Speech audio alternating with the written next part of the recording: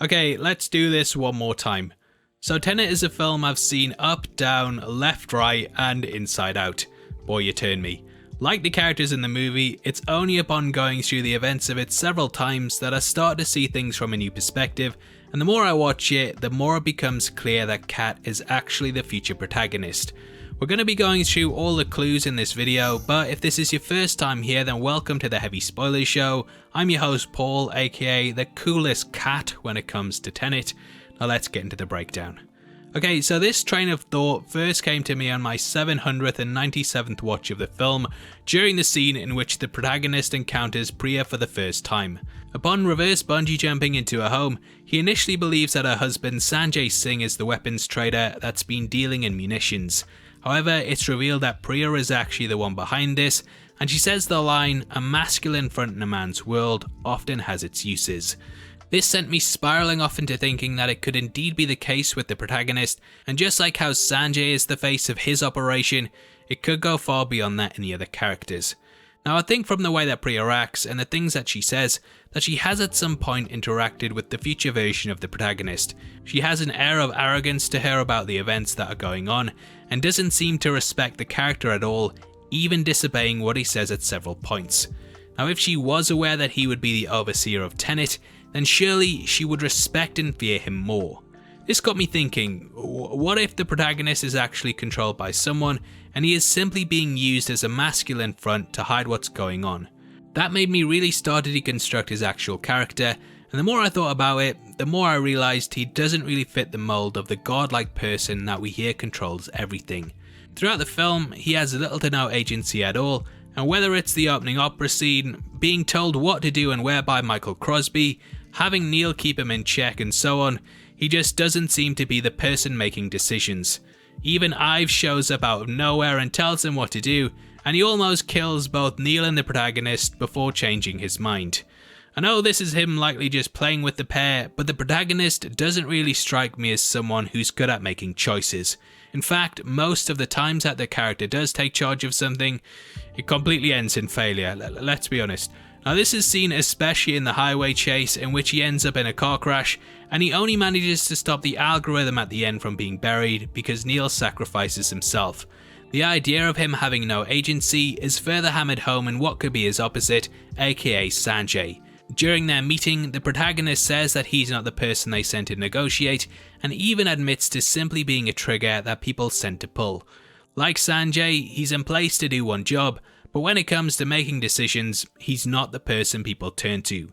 However, Kat often is, and there are several moments that point towards her directing him and even giving the character orders. During the school meeting scene, she tells him how to get into rotas, and come the end of the film, she's leaving him messages so that he can protect her, not the other way around.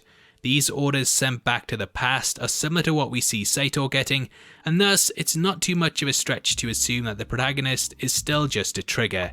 Hell, he even kills Priya at this moment, hammering home this idea that he still only really has one job. Now there's also a part in this scene that we should also pay close attention to. Priya seems confused by the whole thing, especially because the protagonist has shown up. The reason for this is because she knows that there are really others behind the scenes that aren't him, and this is confirmed by the line in which he says there are multiple protagonists. Therefore, we know that there are others that exist who have controlled not only her, but also the events that we see play out in the film. Now because of this, like Sanjay, he could very well just be the face of the protagonists, the hired gun that is directed by the others that lurk in the background. Tenet works on the idea that there are people controlling the events of the movie that we don't see, and this is not only shown in the protagonist, but it's also very much part of Sator's story. Similar to what we see happening to the protagonist at the end, Sator simply receives messages from the future and then carries out what they tell him to do. Thus, Kat could very much be doing something similar to the character without him even knowing. But what exactly is the evidence for this, and what motive would she have for sending orders back to the past? Well, Kat's sole desire in life is to protect her son.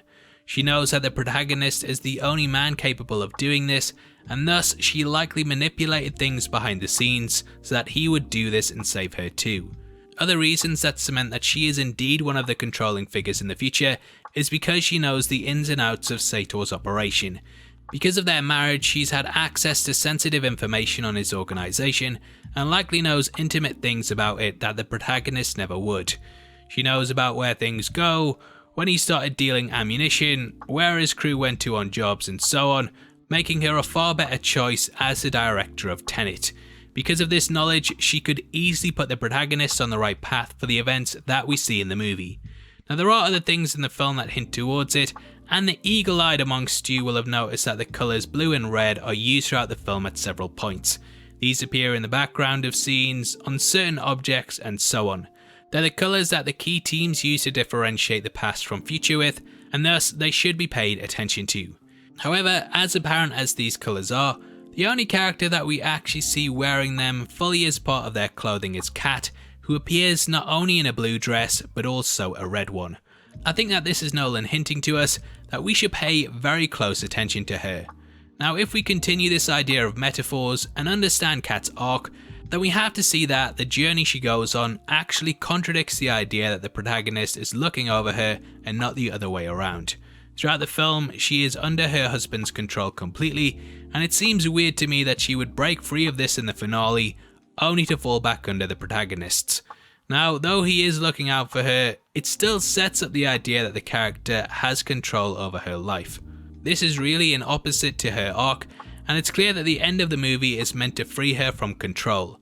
Now, another hint towards this, I think, is because she actually makes a choice in the finale. Though everyone tells her that she shouldn't kill Sator before they have the algorithm, she does it anyway and gets her own way, even though others tell her not to. Clearly, she is not under the control of anyone else anymore, and the fact that she's able to do this without ending the world shows that she has an almost godlike ability to control things and get her own way.